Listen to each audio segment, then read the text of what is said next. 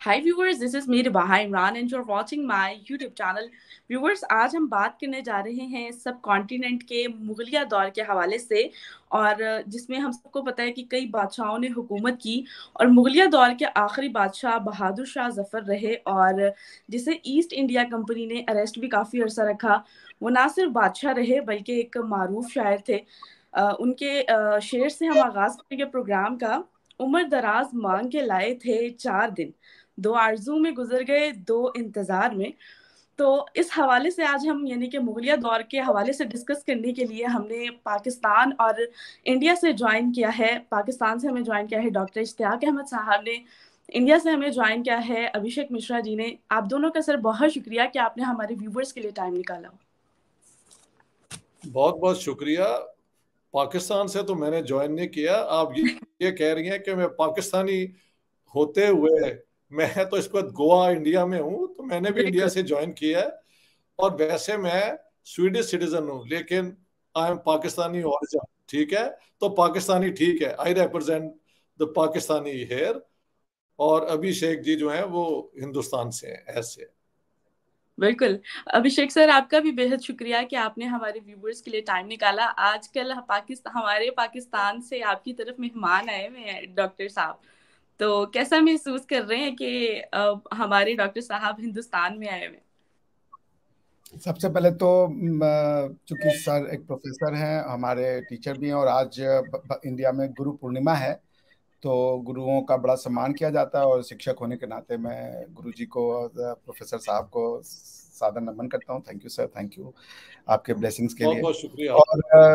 और मजे की बात है कि सर भी गोवा में हैं और हम भी गोवा में हैं, तो मुझे पता ही नहीं था। तो मैं समय निकाल के जरूर कोशिश करूंगा कि मिलूं। हालांकि मेरी व्यस्तता है, आज कुछ मीटिंग्स है हमारी, लेकिन बहुत अच्छा होगा अगर हमारी मुलाकात भी हो जाए। वाह जी वाह, रिबाहा ने जी तो जी हमें मिला आप दिया। वाह जी वाह। जी जी मैं आपसे उस पर रास्ता कर लूंगा। अगर आप मैं साउथ गोवा में हूँ, अब आप पता नहीं मतलब नॉर्थ में है या साउथ में है। मैं नॉर्थ में तो हूँ, सिरी अच्छा लियोन यहाँ पे एक है गांव, उसमें हूँ। ये अच्छा सिरी लियोन जैसे कुछ नाम है उसका। नॉर्थ में हूँ। अच्छा जी मुझे जी। भी गोवा का उतना पता नहीं, मैं बहुत नया हूँ गोवा में। बात मैं जरूर पता करता हूँ, और अगर if there is any possibility, बहुत ज्यादा दूर नहीं हुआ, तो I would definitely come and seek एक योर ऐसे है ब्लेसिंग्स। कि मेरी गोवा यूनिवर्सिटी में 5 तारीख को जी मेरी एक टॉक है, द फ्यूचर जी ऑफ साउथ एशिया। वो अच्छा अच्छा DD Kosambi school of behavioural sciences, वो वाले उन्होंने इनवाइट किया है। It's called the distinguished lecture. तो वो है अच्छा अच्छा 5 तारीख को। तो मैं मैंने आपको वो मैंने उसका वो दूंगा, वहां पे भी आप आ जाएं। ठीक है। Done sir, done. मैं बिल्कुल प्रयास करूंगा, क्योंकि मैं भी यहाँ यूनिवर्सिटी में ही कार्यरत हूँ, एसोसिएट प्रोफेसर हूँ लॉ का। तो एक वाह वाह। उसमें तो थोड़ी सी व्यस्तता रहती है, लेकिन but I will definitely try कि अगर टाइम मिले तो मैं जरूर आऊंगा। हमारी भी कल से यूनिवर्सिटी खुल रही है। तो चले thank you very sir, it's please welcome to your homeland, and it's an absolute privilege and honor to share the podium with you. Thank you sir, and thank you Ribaha for इस opportunity के लिए। आपका भी बहुत बहुत धन्यवाद। रिबाहा का thank you. ये initiative I very much appreciate. Thank you Ribaha ji. Thank you so much sir. और आज हम मुगलिया दौर के हवाले से डिस्कस करेंगे। डॉक्टर इश्तियाक साहब, मेरा सबसे पहला क्वेश्चन आपसे है, आप मुगलिया सल्तनत की विरासत को कैसे समझते हैं और इसने हिंदुस्तान और पाकिस्तान में सकाफती और तारीखी दास्तानों को किस तरह तश्कील दिया? और सर, मुगलिया सल्तनत के बादशाहों के बारे में ये बात बड़ी मशहूर है और हम हमेशा सुनते हैं कि वो बड़े अयाश होते हैं। तो सर, ये दोनों क्वेश्चंस का आप हमारे व्यूवर्स को जरा बताइएगा।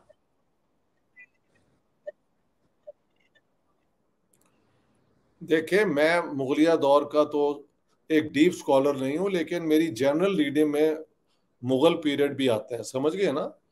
तो लेकिन जितना मुझे समझ आती है कि मुगल जो हैं वो यहाँ पे आए, एक series of invasion central Asia से हुई। और जब वो आए 1526 में, तो यहाँ पे दिल्ली के अंदर हुकूमत थी अलाउद्दीन खिलजी नहीं, क्या नाम है उनका यार, लोधी, इब्राहिम लोधी इब्राहिम सर, इब्राहिम लोधी। इब्राहिम इब्राहिम लोधी की। और उनके साथ मुकाबला हुआ शायद पानीपत पे ही हुआ, और वो इब्राहिम लोदी जो है ही lost the battle, and Babur ने फिर वहां पे हुकूमत कायम कर दी। और तुझके बाबरी अगर आपने पढ़ी है, मैंने उसे अंग्रेजी में उसका तर्जुमा पढ़ा है, तो वो बाबर जो है एक एडवेंचरर भी है, ऑब्जर्वर भी है, उसके अंदर एक विजडम भी है, लेकिन जाहिर है वो हुकूमत करने यहाँ अपनी किस्मत आजमाने आया था, और यहाँ पे मुगलिया सल्तनत की वो क्या कहते हैं बुनियाद बाबर के आने के बाद इस्टेब्लिश हुई। और उसके बाद ये एक के बाद एक मुगल एम्परर आए। अकबर मैं समझता हूँ बहुत एनलाइटेंड, अपने दौर से बहुत आगे के सोचने वाले आदमी थे। यानी यूरोप में अभी तक ये आइडिया नहीं था आया कि सब लोग जो एक धरती पे रहते हैं वो मिलके एक कौम या एक नेशन बन सकते हैं। लेकिन अकबर ने अपने जो थे 9 रतन, उसके अंदर हिंदू, मुस्लिम और ये बाकी लोग भी थे, और हर रिलीजियस जो उनके थे बड़े बड़े लोग, उनको अपनी कोर्ट में बुला के उनसे बातें की। एक नया दीन इलाही का प्रोजेक्ट भी अकबर ने इस्टेब्लिश किया। तो अकबर तो इस एतबार से एक बहुत फॉरवर्ड लुकिंग आप कह सकते हैं रूलर था। बाकी फतूहात हुई, वो हर रूलर करता है, कहीं फौजें हार जाती हैं, कहीं जीत जाती हैं। अकबर के दौर से कम राजपूत जो प्रिंसेस हैं उनमें से जयपुर और ये यहाँ से सपोर्ट मिलनी शुरू हुई।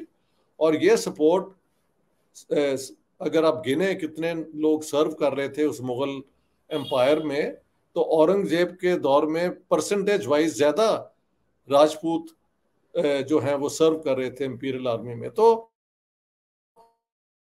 मुगलों ने यहाँ पे हुकूमत करने के लिए यहाँ के जो लोग हैं उनको भी साथ लिया, और चंद तो बड़े स्कॉलर भी निकले, जैसा दारा शिकोह ने उपनिषद जो हैं हिंदू स्क्रिप्चर्स की क्लासिक किताबें वो भी तर्जमा की।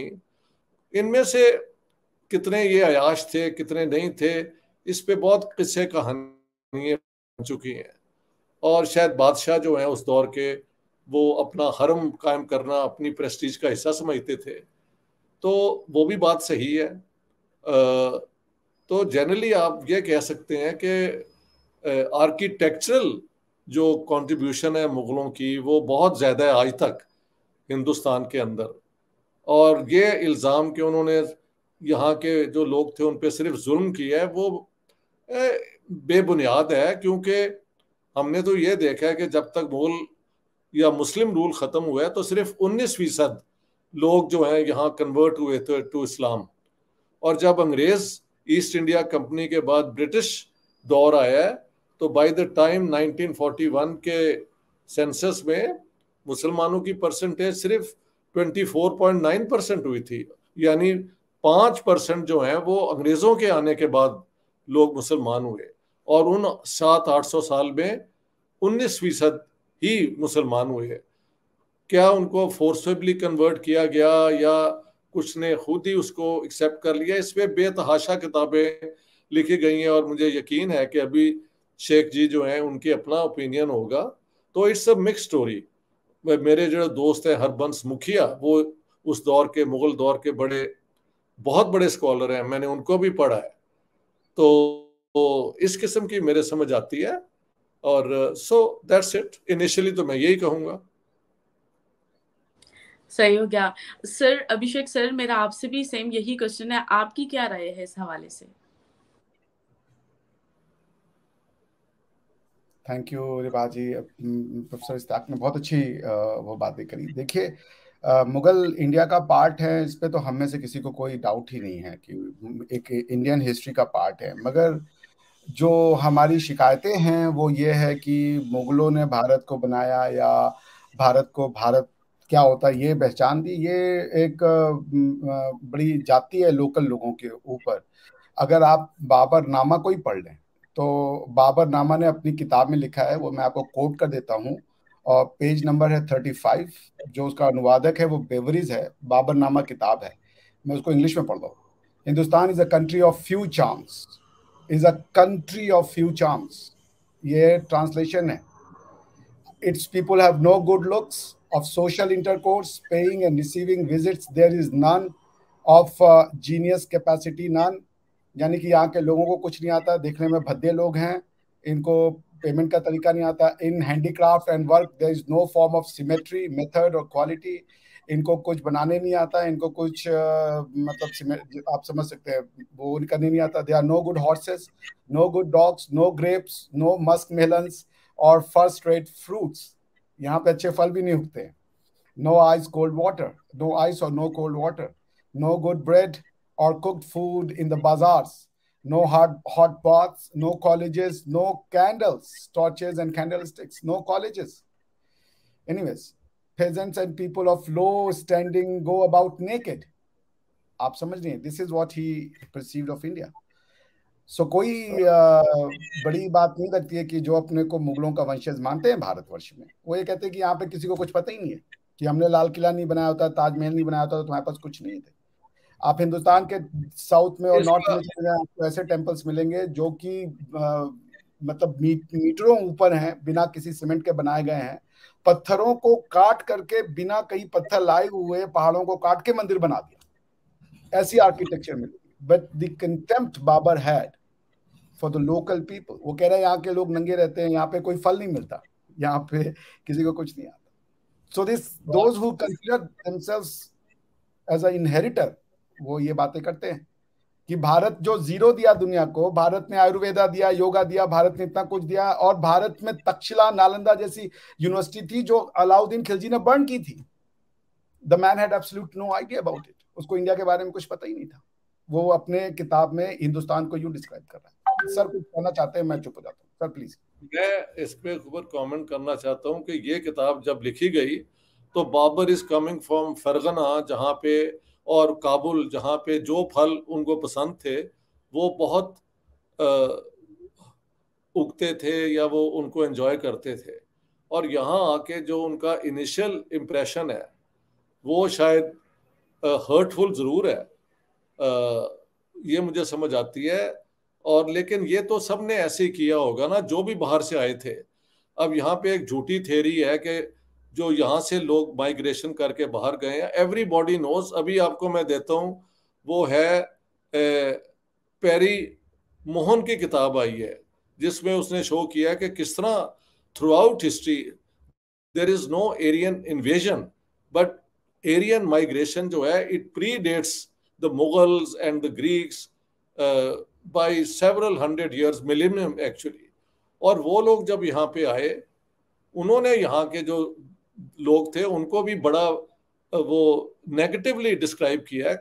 मानुस्मृति के अंदर जो दशा और उनकी डेफिनेशन है, और ये जो 4 वर्णा के रंग हैं, वाइट, रेड और वो ब्राउन और ब्लैक, वो क्या रेसिज्म की शक्ल नहीं है?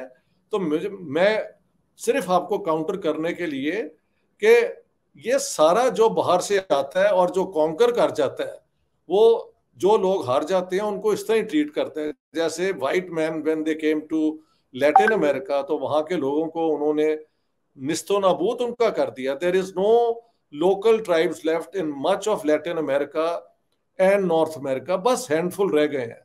लेकिन हिंदुस्तान के अंदर तो वही लोग रहे मेजॉरिटी में, जो यहाँ के लेयर्स लोग बाहर जो आए थे, वन आफ्टर द अदर. यहाँ पे सिथियन आए, यहाँ पे हंस आए, यहाँ पे ग्रीक्स आए.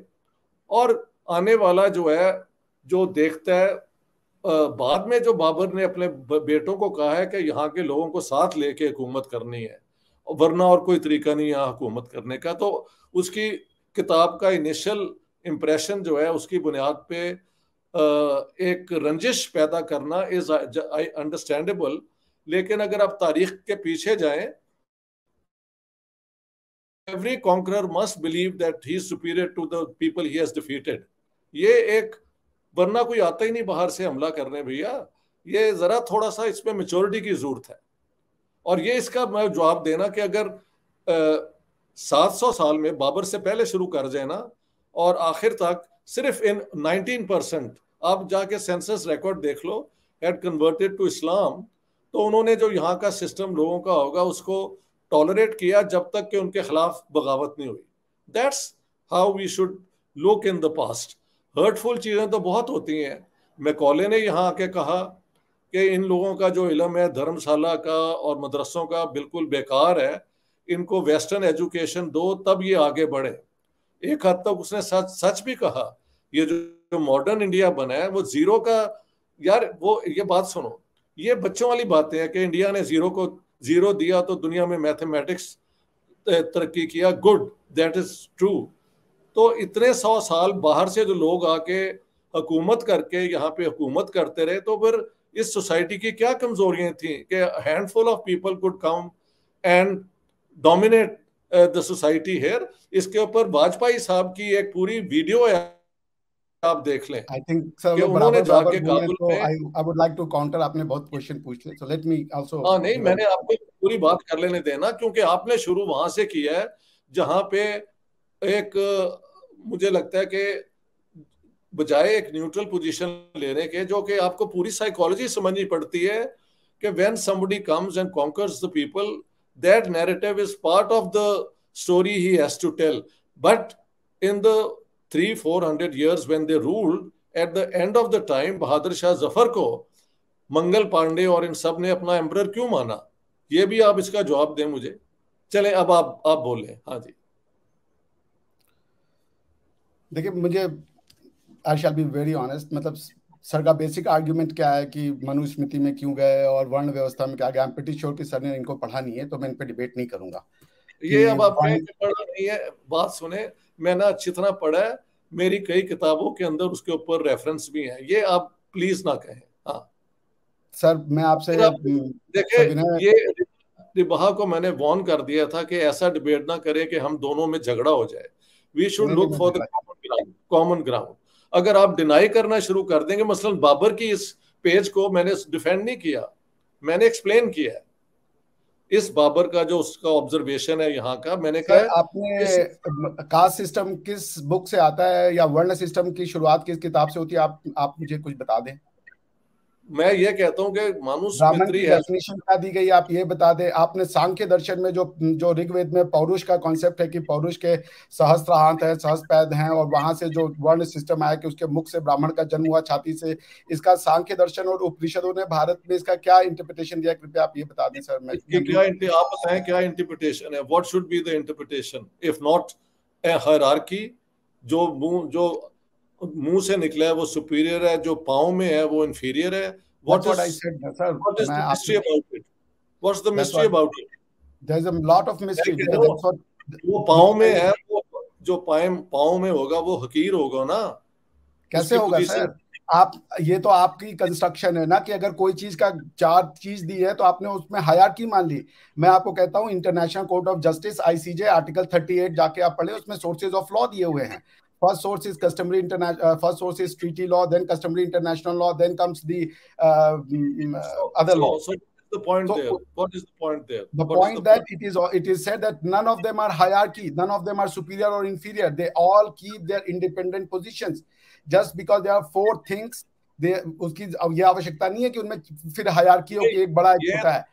ये तो मॉडर्न इंटरप्रिटेशन है ना यार, आप भी जानते हैं। बात सुनो सर, आप मुझे अगर आप बोलने देंगे तो मैं आपको बोलूं, आप अच्छा बोलें। विक्रम संपत की आप किताब पढ़ लें ऑन सावरकर, मेरे पास दोनों वॉल्यूम है। How much Savarkar was worried कि हिंदू जो है कास्ट सिस्टम की वजह से अपने अंदर यूनिटी नहीं पैदा करते, ये तो सावरकर लिख रहे हैं। तो मैं तो कास्ट सिस्टम को मैं कह रहा हूं, caste system is a sociology, the philosophy is वर्ण system. You got to understand that the sociology is important. The philosophy. The sociology is important. Who cares about the philosophy? Philosophy में भी sir आप नहीं करते, मैं care करता हूँ। आपने सीधा जब आपने मनुस्मृति को कोट किया तो आपने तो सोशियोलॉजी पे अटैक नहीं करके फिलॉसफी पे अटैक किया। मैं तो सोशियोलॉजी की बात करता हूँ ना। आप पहले हम मनुस्मृति की बात कर लें, फिर हम उसके बाद आपसे सोशियोलॉजी पे भी बात करेंगे। हमें कोई सोशियोलॉजी मनुस्मृति पे जो है, जो वो चंडाला और ये सारी मैंने वो पढ़ी हुई है यार। और वो कौन सी है महाभारत में या किसमें कि एक अनटचेबल ने सीख लिया वो तीर को मान, तो उसको वो ये अपना अंगूठा काटना पड़ा। ये सारा कुछ पार्ट ऑफ द ऑर्डर है कि अगर ये हु वन इज। वे चलेगा कि आप सिर्फ बोलेंगे तो मैं चुप हो जाता हूँ, आप अपनी बातें सारी रख ले। नहीं, मेरे ख्याल से रिबाहा ने ये गलत डिबेट करवाया। I don't think this is in the best spirits. इसको महल खत्म कर दें, क्योंकि मुझे लगता है कि ये आपकी पोजीशंस, मुझे I respect your positions and I sympathise with some of your way of thinking, but अब ये नहीं है कि मैं डिफेंसिव पे चला जाऊं बिकॉज नहीं, मैं आपको डिफेंसिव नहीं कर रहा हूँ, मैं तो अपनी बात रख रहा हूँ, आप मेरी बात रखने दे, बात खत्म हो जाएगी। कोई इसमें जीतने और हारने की बात नहीं है। बात है कि आप अगर मेरे व्यूज हैं वो तो आगे आए ना, कि वो व्यूज को भी सुना नहीं जाना चाहिए। बात तो ये नहीं कि कौन जीत रहा है कौन डिफेंसिव हो रहा है, बात है कि देयर इज अ कंस्ट्रक्शन। मैं ये कह, आप मुझे सोशियोलॉजी और फलसफे में फर्क बताएं। In your opinion what's the difference for you in order to explain the sociology of society? That's interesting. Philosophy है कि इस्लाम कम्स विद इक्वलिटी, इस्लाम दुनिया में इक्वलिटी लाता है, लेकिन सोशियोलॉजी है कि इस्लाम में भी पसमानदा, अशराफ, ये अंसारी, अंसार और शेख और ये सब पाए जाते हैं। That is a sociology. So philosophy is not necessary reflected in the sociology, because इंसान कितनी बात समझता है, अगर सारी साइकोलॉजी एक सेंटेंस में लिखी जाए, इंसान उसको उसी तरीके से समझ ले, तो फिर इतनी जो हदीस की किताबें आई, फिक आई, उनका क्या यूज है? उनकी फिर कोई यूज नहीं होती, because then you need someone to explain to the people. कुरान के अंदर एक तो फिलोसॉफिकल वर्सेस भी हैं, लेकिन उसमें सोशियोलॉजी भी है। उस हालात में जो लॉज बनाएंगे हैं, हदूद लॉज कुरान शरीफ से हैं। हदीस के अंदर भी सोशियोलॉजी के ऊपर ही है, the profit what he did and said. Sociology is when a philosophy is practice. Social order करना ऐसे तो फिर वर्ल्ड सिस्टम सोशियोलॉजी आप कह रहे हैं। Sociology is the practice of the philosophy, कि इंसान उसको प्रैक्टिस कैसे कर रहा है। And the philosophy led to a hierarchy which was no, it did not. That is, I'm very humbly requesting, it did not. There was no hierarchy ever. That's a construction.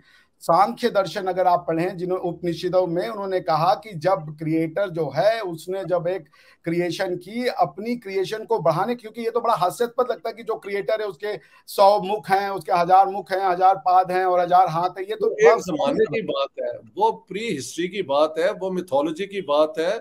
मैं कह रहा हूँ वो social order जो लोगों ने आके यहाँ पे देखा, उसके अंदर जो हायरार्की थी, उसमें जो ऑप्रेस्ड लोग थे वो वहां पे थे। What I am saying, Babur ने अपनी किताब में कहीं ऑपरेशन की बात नहीं की, ना तो बाबर नामा में किसी ऑपरेशन की बात की जाती है, ना तो फतवा आलमगीर में, ना मसीही वो तो मेमोइर्स है, दोस आर मेमोइर्स भाई। ही जस्ट राइट्स अ बुक। अगर वो मेमोइर होते, जैसे मैं आपको अकबर की किताब कोट कर देता हूं, मैं आपको फतवा आलमगीर को मासिर आलमगीर की पेज नंबर 60 से कोट कर दूंगा। वो अगर ये होता यहाँ पे कि भाई इतनी डिस्टिंक्शन है तो कोट करते ना। चले, बाबर तो नया था, औरंगजेब ने तो काफी यहाँ पे साल गुजार चुके थे उसके जनरेशन के लोग।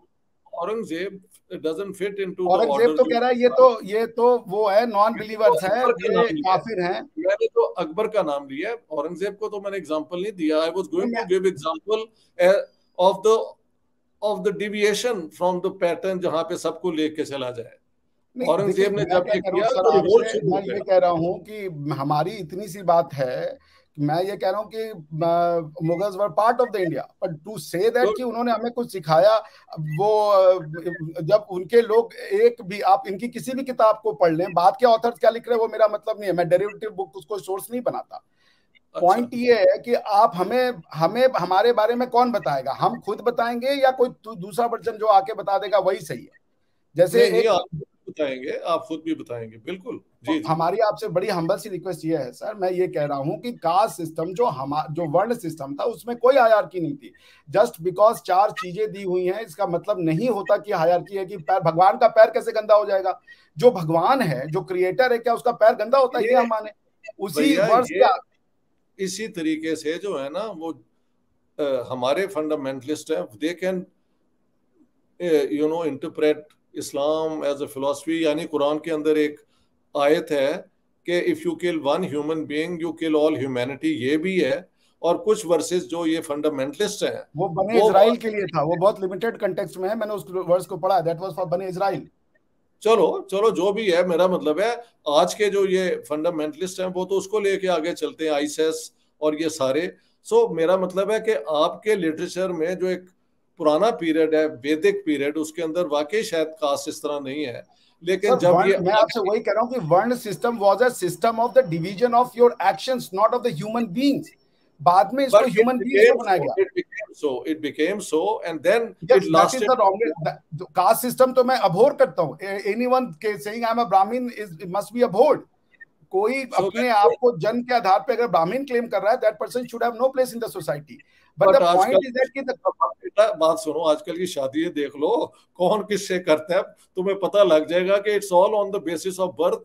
मुसलमानों के अंदर भी ये जो पसमानदा तो हम तो उसको गलत कह रहे हैं सर, मैं कहाँ उसको डिफेंड कर रहा हूँ। आई am saying that is that मैं मेरे घर वाले ब्राह्मण है, हमारे घर में कभी नहीं सिखाया गया और मैं मानता भी नहीं ब्राह्मण सिस्टम को। बट आपकी बात सही है कि शादियां हो रही है इस बेसिस पे कि ब्राह्मण के घर में ब्राह्मण की बेटी की शादी होगी। I don't support it. मैं तो ऑन द चैनल कह रहा हूँ कि मैं इस तरह की शादियों का या इस तरीके के जो इंटरप्रिटेशन है वो गलत है, ये कतई आइडिया का नहीं है।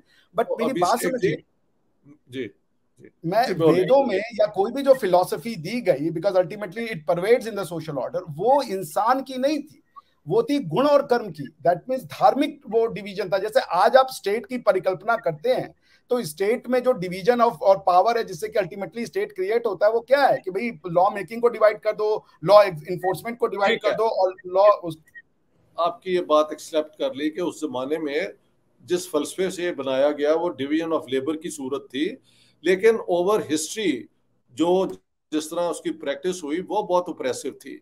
इसीलिए मुझे लगता है कि जब बाहर से लोग आए, अब वाजपेयी साहब की खुद एक वीडियो है जो उन्होंने जब वो गए अफगानिस्तान, उन्होंने कहा I wanted to go and see Ghazni, कि ये महमूद चंद सोल्जर्स लेके जब आया, how could he prevail over India.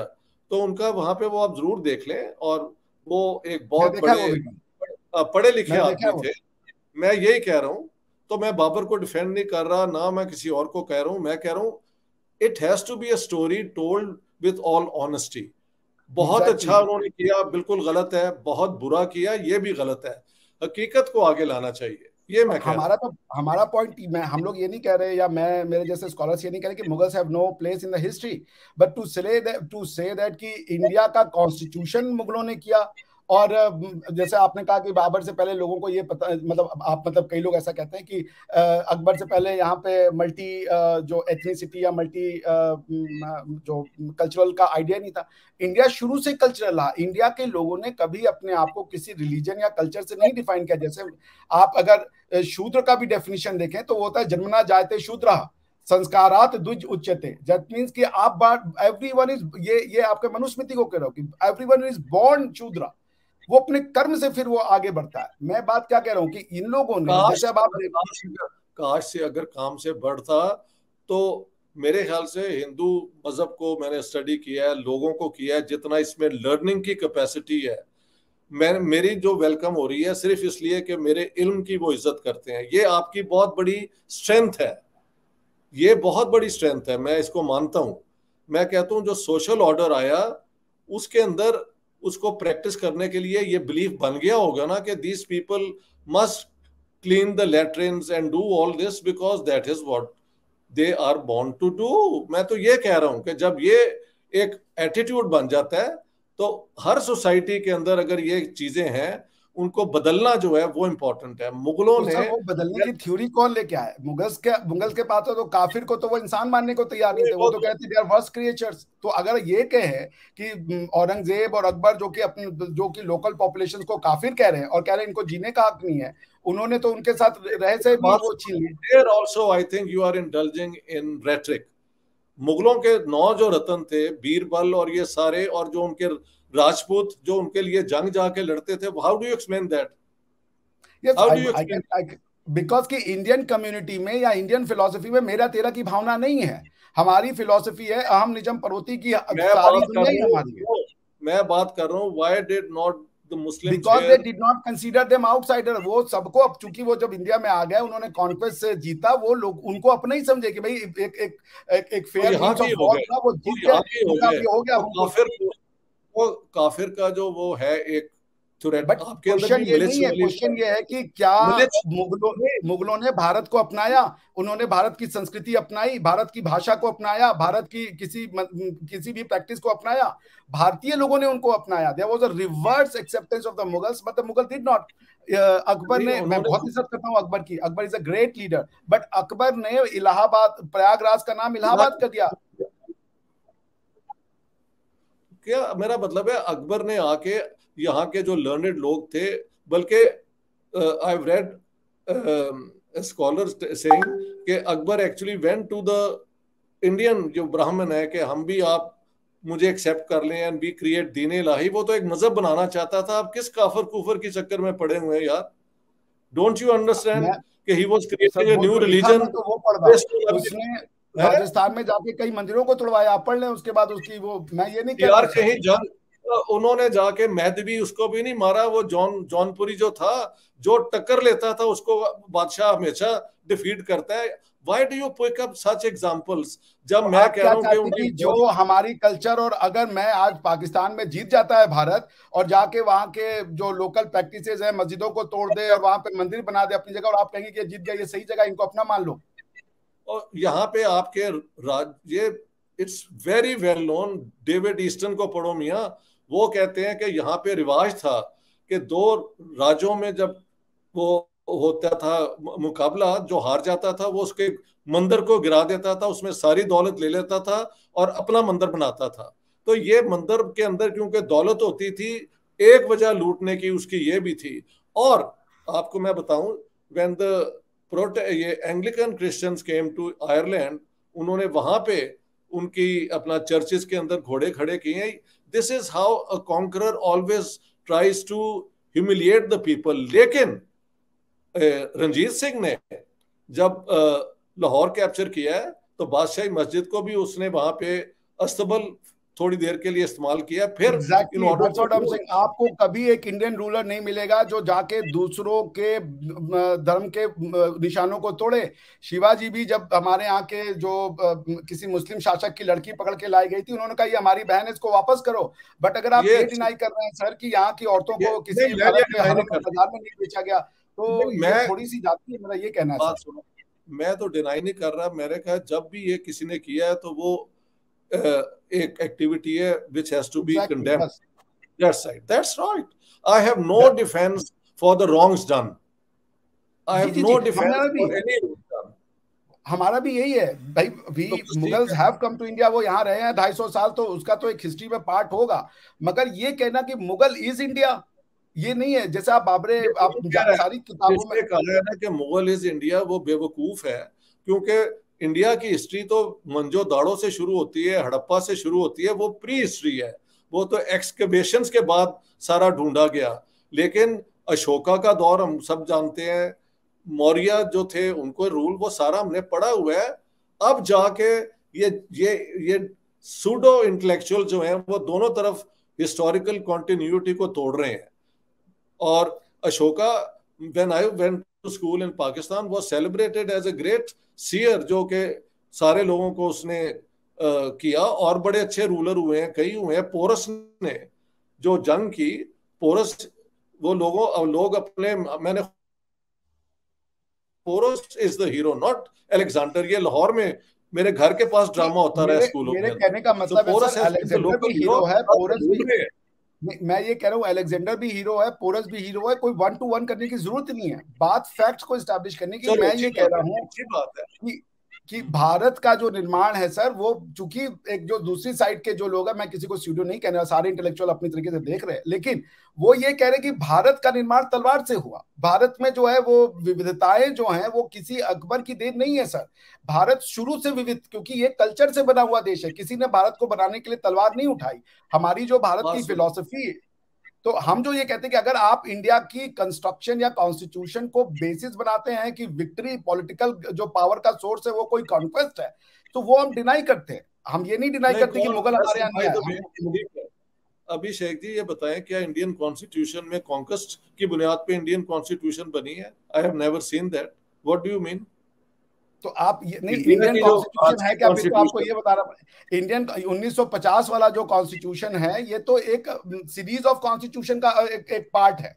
अगर आप हाँ हांस केल्सन की किताब पढ़ लें, प्योर थ्योरी ऑफ लॉ, उसमें वो कहता है ग्रैंड नॉर्म। क्वेश्चन ये है कि कॉन्स्टिट्यूशन ऑफ इंडिया क्या बनाता है? कॉन्स्टिट्यूशन ऑफ इंडिया इंडिया बनाता है सर, इंडियंस बनाता है। तो बिकॉज प्रियम्बल क्या कहता है? प्रियम्बल कहता है we the people of India having solemnly. Very good, तो ये तो बड़ा तो, अच्छा है। ये इसका तो मुगलों से क्या ताल्लुक है? मुगलों ने नहीं तो नहीं, कोई कॉन्स्टिट्यूशन नहीं थी। ये तो टॉपिक मुगलों पे था। मैंने कहा कि हमारे यहाँ पे ये जो कॉन्स्टिट्यूशन है ये 19 भारत का निर्माण 1950 का कॉन्स्टिट्यूशन नहीं करता, ये कंटिन्यूटी को कंटिन्यू करता है खाली। It's a new form, it is a transitionary book. ये हम दिस ये इज, आपसे बस कह रहे हैं। आप अगर ये इसमें खुश हैं तो मैं, मुझे कोई इतराज नहीं है। What I say that the Indian constitution is a great achievement of free India, मैं ये कह रहा हूं।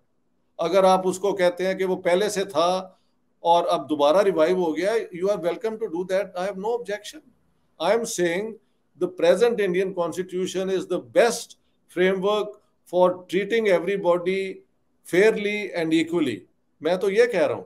आप कहते हैं कि इसके रूट्स बहुत पुराने हैं, तो आई हैव नो ऑब्जेक्शन भैया, लेकिन लीगली तो ये कॉन्स्टिट्यूशन 1950 में बनाना जाके, दैट्स इंटरेस्टिंग, दैट्स मैं द आपको लॉ ही इंटरेस्टिंग बता पार्ट। रहा था, मैं लॉ ही बता रहा था। आप एक हांस कैल्सन की किताब है pure theory of law, how does constitution, ये किसने पावर दी इन लोगों को कि कॉन्स्टिट्यूशन बनाने? जो इलेक्शन होता था वो भी फ्रेंचाइज जो था वो लिमिटेड था, तो how did they get the power to make India की देयर ये was no Indian? Right to vote previously यार, वो पंचायत के अंदर भी एक हायरार्की नहीं नहीं, थी। मैं राइट टू वोट की बात जो नहीं कर रहा हूँ, मैं कह अछूत रहा है, हूँ। जो अछूत है वो नीचे बैठते थे, जो अपर नहीं कास्ट नहीं है नहीं वो नहीं नहीं, हमारे यहाँ छूत को नीचे नहीं बिठाया जाता था, ये बात की सोशियोलॉजी का कंस्ट्रक्शन है। सारे छूत नीचे बैठते थे, ऐसी बात नहीं है सर कि पूरे इंडिया में ये होल अक्रॉस ये प्रैक्टिस थी। और जो यह बात तो सुनो, मेरी बात तो सुनो। ये साउथ इंडिया में, ये मैंगलोर और इधर ना सिर्फ अनटचेबल थे, अनसीएबल भी थे।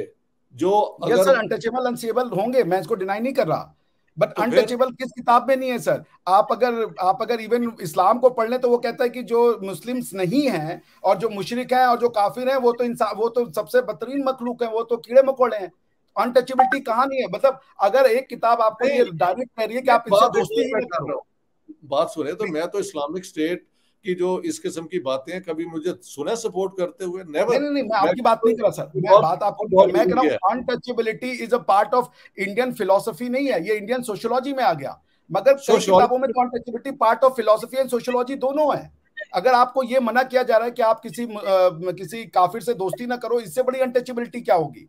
तो ये नहीं कह देना मगर ये, कि मगर ये कहाँ कहा गया है कि किसी, एक आयत इस किस्म की है, लेकिन बेतहाशा और भी वो हिस्टोरिकल आयत है ना, एग्जाम्पल। उस आयत में यही लिखा है ना कि भाई आप क्रिश्चियन से, यहूदी से और मुशरिक से दोस्ती ना करें। इसको अनटचेबिलिटी नहीं कहते, तो अनटचेबिलिटी किसको कहते हैं sir? This is the okay, abject untouchability. Let me grant you this point, but let me also say कि एक और आयत है कि पीपल ऑफ द बुक जो है, मैं दो एग्जांपल दूंगा, जरा मेरी सुन ले। जी जी एक बिल्कुल। एग्जांपल है कि कुरान शरीफ में ये भी है कि Christians, Jews, and Sabians, who are people of the book, can live among Muslims if they pay the jizya. एक ये है। जब मोहम्मद बिन कासिम ने यहाँ पे हुकूमत कायम की अपना सिंध के अंदर, तो प्रॉब्लम हो गया कि यहाँ की पॉपुलेशन तो हिंदू या बुद्धिस्ट थी, so how to deal with them. तो उन्होंने फिर ये पैगाम भेजा दमिश्क में, दमेस्कस में, वहाँ के उलमा ने, फुकहा ने, जो स्कॉलर्स हैं, उन्होंने इंटरप्रेट किया कि हिंदू और ये भी उसी गॉड में बिलीव करते हैं जिसमें हम करते हैं। As long as they pay the jizya, don't forced to convert them to Islam or touch their religious places. They have a right to repair them and continue with that religions. ये तो बिल्कुल जिजिया मांगना क्या इक्वलिटी नहीं है क्या? ये untouchability नहीं है सर? किसी से जजिया मानना जस्ट बिकॉज उसके बिलीफ सिस्टम के लिए, ये बात कहीं सुनो, से? किस दौर की बात है? दौर की बात है ना, एक दौर की बात है। और लेकिन उसमें एक और भी चीज है, jizya gives you the protection but doesn't make you take part in the holy wars of the state. तो ये उसका साथ एक अगर बैलेंस है। अगर कोई एक ये थ्योरी जजिया की ला रहा है और हमारी थ्योरी है कि एकम सत बहुधा विप्रा वदंती की सत्य एक है, उसको बताने वाले लोग अलग अलग है, तो हमारे हिसाब से तो वो भी सही है, हम तो उनसे जजिया नहीं मांग रहे। और वो हमको जजिया मानने के बाद हमको बताएं कि हमारे यहाँ अनटचेबिलिटी है, जबकि उनकी किताब में साफ साफ लिखा हुआ है कि तुम पढ़ाना लोगों से दोस्ती नहीं कर सकते, और अगर दोस्ती न करने को अनटचेबिलिटी नहीं कहते तो किसको अनटचेबिलिटी कहते हैं? सर ये मुझे बता दीजिए। वो बात सुने, ये चीजों को, उसमें से सोशियोलॉजी जो हिंदुस्तान की बनी वो इंटरेस्टिंग है। यहाँ पे आके मुस्लिम रूल ये 700-800 साल का है, उसकी achievement in terms of conversion is only 19%. Come to that figure and explain how is that possible. It is not because they were benevolent, it is because people fought, because there was Shivaji, there was Amar Singh, the people fought back. Shivaji is a very late arrival. What explains कि Egypt क्यों convert हो गया, Persia क्यों convert हो गया, why didn't वो 100% क्यों हो गए, उनके यहाँ पे क्यों नहीं बचे ये जो पारसीज हैं? नहीं, उसकी वजह no I tell you, Egypt की कॉन्क्वेस्ट और उसके ऊपर भी आ जाते हैं, लेकिन मेनली ये जो सैसनेड और Byzantine empires, and they had been fighting wars for 400 years, and as the war became more and more costly, they forced more and more taxes on the people. At that point the Arabs got a breakthrough, और उनके taxes वो Sassanid empire से बहुत कम थे। इस तरह conversions बड़ी हुई हैं। उन्होंने जजिया कभी लगाया कभी नहीं लगाया। जो खलीफा उमर थे उन्होंने चिट्ठियां भेजी थी, 3 ऑप्शन है, या तो कन्वर्ट हो जाओ, अपना इलाका हमको दे दो, या तो जिजिया दो और हमसे नीचे बन के रहो, और या तो लड़ लो। That's correct. तो जब ये है तो इसमें ये ऑप्शन कहां से? मैं जिन्होंने क्रूसेड लड़ा, क्रिश्चियनों ने यूरोप का इस्लामाइजेशन इसलिए रोका क्योंकि वो क्रूसेड लड़े, वो घुस के वो चले गए सलाउद्दीन से लड़ने जेरूसलम तक। हमारे यहाँ को चूंकि वो क्रूसेड नहीं दिखाया गया, जो महाराजा शिवाजी छत्रपति महाराज थे उन्होंने लड़ा हिंदवी समाज के लिए। जब औरंगजेब ने मंदिरों को तोड़ना शुरू किया, अकबर ने मंदिरों को तोड़ना शुरू किया, तो लोग लड़े। तब जब तक आप अलायंस में आए तो उन्होंने अपनी बेटियां भी दी हैं मुगलों को, ये भी सच है। राजपूतों ने अपनी बेटियां दी, अलायंस भी विन किया। Very good. यहाँ पे बात आपकी मेरी एक्चुअली डिसएग्रीमेंट डिटेल पे है, प्रिंसिपल्स पे नहीं है। आप भी इसी चीज को मान रहे हैं कि जहां पे अच्छा सलूक किया तो दैट इज लॉडेबल, जहां उन्होंने ज्यादती की वो कंडेम होना चाहिए। महल ये हमारी अप्रोच अगर हो तो मुगलों को भी हम मुगलों में वही हिस्ट्री में रोल दें जो एक डिटैच्ड स्कॉलरशिप होता है। देखिए मैं ये कह रहा हूं कि मैं 1 मिनट लूंगा सर, मैं आपसे कतई डिसएग्री नहीं कर रहा, very humbly in all due respect sir. मैं इतना कह रहा हूं कि मुगल ने जो किया हमारे साथ, it's a time for truth and reconciliation, ये कह देना। Very good, that I totally agree, I am with you. मेरा जो मिशन आजकल मैं तकरीरें कर रहा हूँ वो किसके ऊपर बेस्ड है कि you can not bring the past back, those who committed those crimes are no longer there, though they are no longer there. हाँ, but we should not support those who have gone and destroyed the churches or the mosques or the temples of people they subjugated. ये जुल्म है बिल्कुल, इसको मैं मानता हूँ। बस और कुछ बात नहीं, हमारी 2 डिमांड है सर, हमारी 2 डिमांड है बस। और डिमांड मतलब रिक्वेस्ट। नंबर 1, किसी भी पॉलिटिकल कॉन्क्वेस्ट ने इंडिया को नहीं बनाया, ये सतत कल्चरल इवोल्यूशन हुआ है। जो पहला व्यक्ति कौन था जिसने कहा? मुझे इस पे कोई इतराज नहीं है। मैं ये भी कहता हूं कि इंडिया की सेक्युलरिज्म की सक्सेस ये नहीं है कि कॉन्स्टिट्यूशन वो सेक्युलर थी, हिंदुओं में सेक्युलरिज्म की एक गुंजाइश है, that they have adjusted to it. ये मैं खुद कहता हूं अपनी तकरीरों में। ये आपको ये भी बता दूं सर, मैं एक चीज और जोड़ दूं, सेक्युलरिज्म जिसको बहुत से लोग समझते हैं रिलीजियस टॉलरेंस, सेक्युलरिज्म नहीं होती। रिलीजियस टॉलरेंस इंडिया में इसलिए आती है क्योंकि हमारी थ्योरी जो है, जो हिंदू एक आदमी को हिंदू बनाता है या सनातनी बनाता है, वो ये है कि एकम सत बहुधा विप्राह वदंती, क्योंकि वो हर धर्म को सच मानता है, वो हर पैगंबर को, हर अल्लाह को, हर आइडिया को वो मानता है। आपकी बहुत ग्रेटनेस है, और पता नहीं आपने कितने मेरे वीडियो देखे हैं जहां मैंने बताया है कि मैं चेन्नई गया तो वहां पे जो वेस्ट पंजाब के पंजाबी, मैं हमेशा कोशिश करता हूँ जहां भी जाऊं इंडिया में कोई पंजाबी मिल जाए तो वो उन्होंने मेरी दावत की।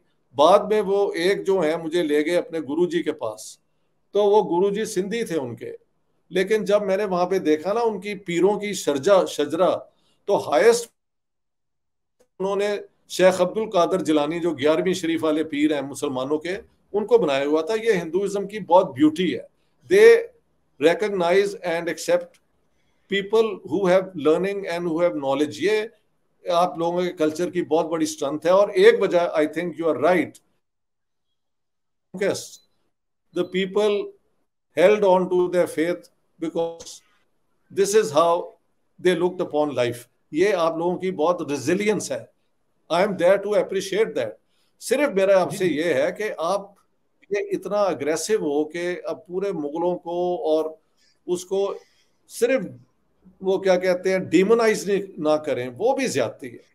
Let's give the devil the due वाली बात, डेविल द ड्यू। आप हमारी किताबें पढ़ लें एनसीईआरटी की सर, उसमें जो है उनको लिखा गया कि इन्होंने मंदिर बनाए, लोकल राजाओं को बल्कि डिमोनाइज किया गया। हम ये कह रहे हैं जो सच है वो पढ़ाएं, हम किसी को डिमोनाइज नहीं करते। अगर सच बोलना डिमोनाइजेशन हो जाए। बात सुनो यार, मैंने जो पाकिस्तान की ये सारी नैरेटिव के ऊपर लिख के सच वहां बोलने का रिवाज डाल दिया है, तो मैं आपसे क्यों एग्री नहीं करूंगा? I am totally with you in this. मैं आपसे बिल्कुल एग्री कर रहा हूं, मैं आपसे कोई वो नहीं कर रहा हूं, हमारी कोई डिबेट नहीं थी। मेरा ये था कि एक स्कूल ऑफ थॉट है जो ये कहता है कि तुम तो अछूत में मानने वाले लोग थे, तुम्हें कुछ नहीं आता था, मुगलों ने आके तुम्हें कल्चर दिया, खाना दिया, मुगलों ने ट्रेडिशन दिया।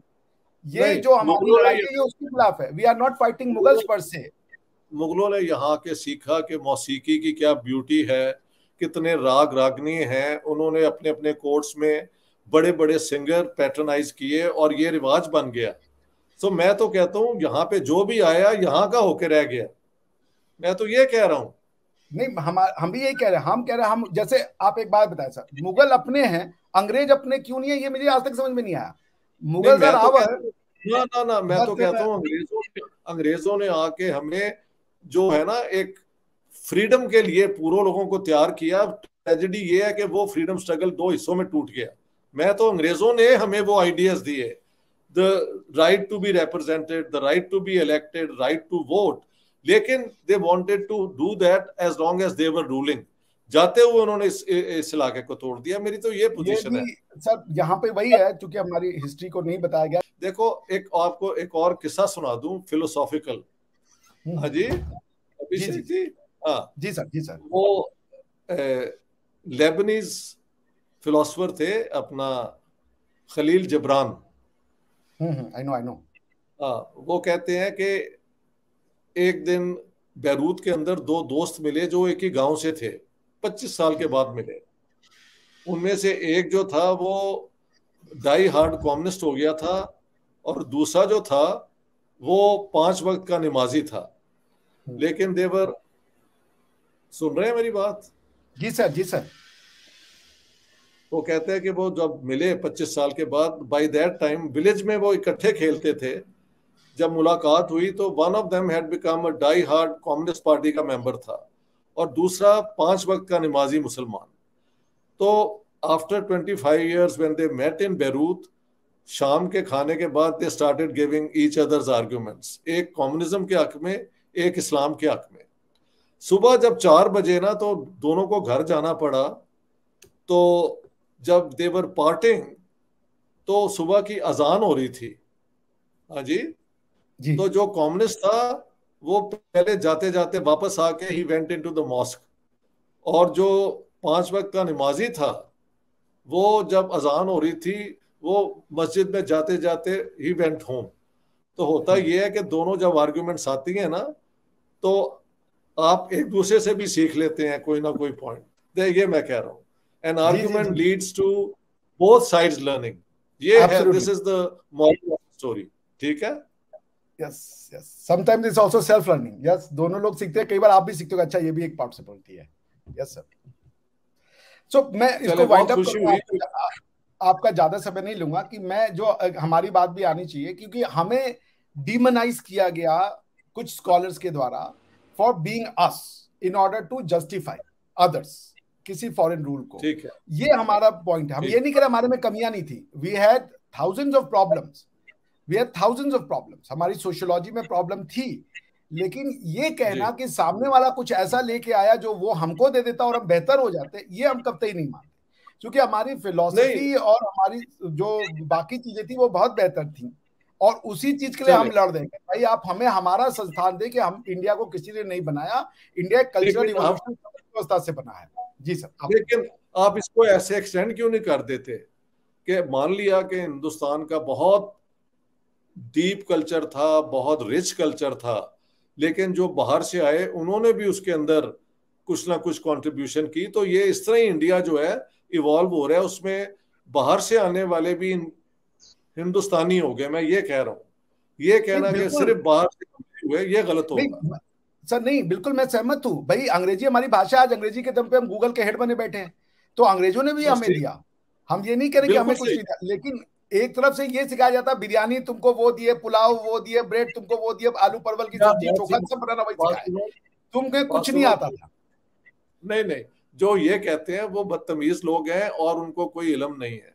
मैंने तो पूरा हिंदुस्तान देख लिया, हिंदुस्तान देख लिया, बहुत कुछ है यहाँ पे। और हिंदुइज्म में जो स्ट्रेंथ है वो भी मुझे समझ आ गई है, क्योंकि ये बड़ी फिलोसॉफिकल बात नहीं है, हिंदुइज्म की बात नहीं है, फिलोसॉफिकल वर्ल्ड व्यू है, इसमें बड़ी स्ट्रेंथ भी है। ठीक है, इसीलिए आज तक मेजॉरिटी यहाँ पे वो हिंदू फलसफा ही चल रहा है। ठीक है, ठीक है।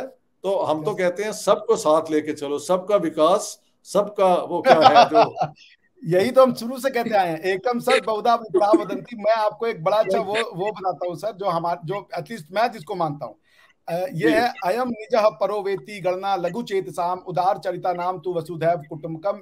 ये सर महाउपनिषद का वर्ष है, जिसका मतलब सिर्फ ये होता है कि तेरा मेरा करने वाले छोटे लोग हैं। तो हिंदुस्तान में भी जो कह रहे कि यही सिर्फ मेरा है, वो छोटे लोग हैं। जो सारी दुनिया को अपना परिवार माने, वो है मेन हिंदुस्तानी। तो हम कह रहे हैं ईद भी मेरी, क्रिसमस भी मेरा, होली भी मेरी, दीपावली सब मेरा। लेकिन कोई सामने वाला आके कहते कि बाकी चीजें हम रिजेक्ट करते हैं, तो हमारी प्रॉब्लम। हम तो सबको स्वीकार करते हैं। देखिए, अभी उन्होंने वहां पे होली पे वो पाबंदी लगाई थी, तो मेरे 2 वीडियो हैं, और बाकी वहां पे पाकिस्तान में इतना शोर मचा, उनको भी अकल आती जा रही है कि ये नफरत की दीवारें जो उन्होंने खड़ी की हैं वो उन्हीं पे गिरेंगी। They can't fall on India, India is doing very well.